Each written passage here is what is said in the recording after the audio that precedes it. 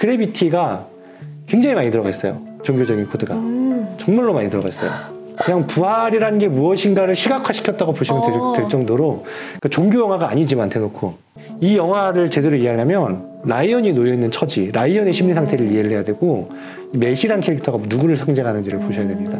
이 라이언은 딸이 죽은 시점부터 살아있는 게 아닙니다. 이제 신체적으로는 살아있지만 생물학적으로는 살아있지만 이미 죽음에 갇혀있는 사람인 거예요. 라이언이란 여자가 딱 삶에 대한 의욕, 열망, 다시 살아야겠다라는 생명의 공간인 지구로 돌아가야겠다는 이제 의지를 다지게 되는 계기가 딱 두 번이 있어요. 어떤 역할인지 기억하십니까? 네, 닥터 스톤을 위해서. 예, 라이언을 위해서. 자기 줄을 끊어버리고. 예, 자기 이걸 끊고 우주 공간으로 떨어져 나가죠. 네. 근데 그때 이제 라이언한테 내가 죽을 테니까 넌 살아라라고 해요. 그 라이언이 첫 번째로 그때 이제 살아야 된다는 이 의지를 가집니다. 그 다음에 이제 두 번째로 우주 쓰레기가 한 번 더 덮치면서 이제 우주 정거장이 완전히 파괴가 되고 라이언이 한 번 더 포기를 합니다. 살려는 의지를. 그때 맷이 나타나요. 영화적으로 굉장히 중요한 대사를 합니다. 그 이후에 결정적으로 이 여자가 살아야겠다는 의지가 생겨나죠. 어서 많이 본 서사라고 생각하지 않으십니까? 우리를 위해 희생했는데 죽었다가 살아난 사람이 우리가 알고 있죠. 누구죠? 예수. 그렇죠. 그 영화에서 맷은 예수님을 상징하는 인물이에요.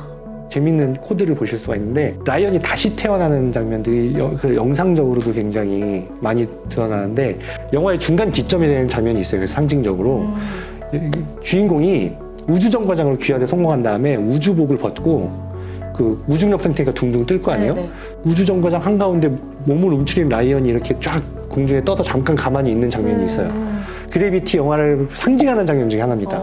근데 그 장면이 왜 상징적이냐면 이 여자가 이제 몸에 묶고 있는 안전띠가 있는 상태에서 공중에 이렇게 몸을 둥그렇게 말고 있는데 어머니 뱃속에 있는 태아의 형태라고 있거든요. 그때 딱 그 모습이 우주정거장 안에 몸을 움츠리고 있고 탯줄처럼 라이프벨트가 딱 밖으로 이어져 있고 그 장면이 라이언이라는 여자가 다시 태어나는 기점이에요. 그러니까 태아로 돌아간 거예요. 그 기점이. 거기서. 완전히 죽어 있다가. 노골적으로 어머니 뱃속에 있는 태아를 형상화한 장면이고 그게 이제 그 기점에서 라이언은 다시 태어났다는 걸 보여주는 장면이거든요. 태아부터 시작해서. 우주 공간에서 인간이 자기 몸의 능력으로 이동을 할 수가 있나요? 아니요. 없죠. 네.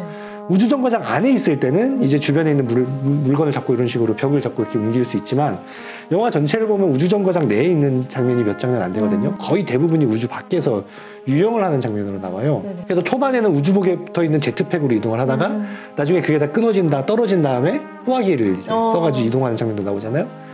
뭐냐면 자기 힘으로 이동한 적이 없어요. 우주 공간이라는 곳, 이 죽음의 공간에서 라이언이라는 여자는 여기저기 이동을 하긴 하는데 사라지는 대로 그냥 흘러가는 대로 자기 힘으로 산 게 아닌 거예요. 이동을 항상 자기 힘이 아닌 외부의 어떤 분사체에 의해서 하니까.